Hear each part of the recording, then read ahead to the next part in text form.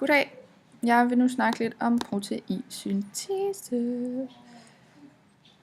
Yes. Vi ser her en DNA-streng og en DNA-helikase.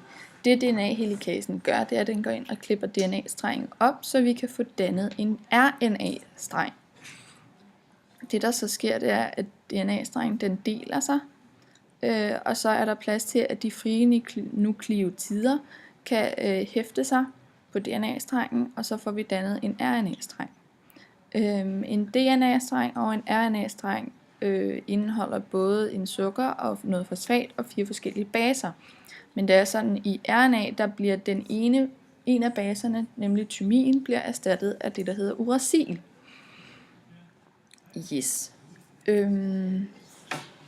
Når de frie nukleotider så er færdige med at hæfte sig til, så brækker den sig fri igen. Og det er så nu den rigtige proteinsyntese begynder. Fordi nu rejser RNA-strengen ud af cellekernen, ud for at finde en proteinfabrik, som er det her ribosom, som den så hæfter sig ved. Og så kommer der det her tRNA, som har 3 matchende baser, så man kan, altså det vil sige, der er kun 3, der hæfter sig ved mRNA, og det er fordi det er en triplet. Og nu kommer resten af ribosomet så og sætter sig fast, for at vi kan få den her proteinsyntese sat i gang. Der kommer så endnu et tRNA, som har endnu 3 matchende baser, og det sætter sig fast.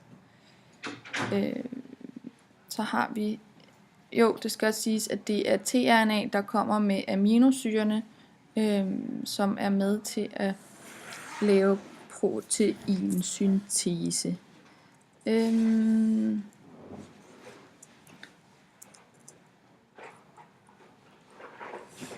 Der kommer så et nyt tRNA, for at vi kan danne.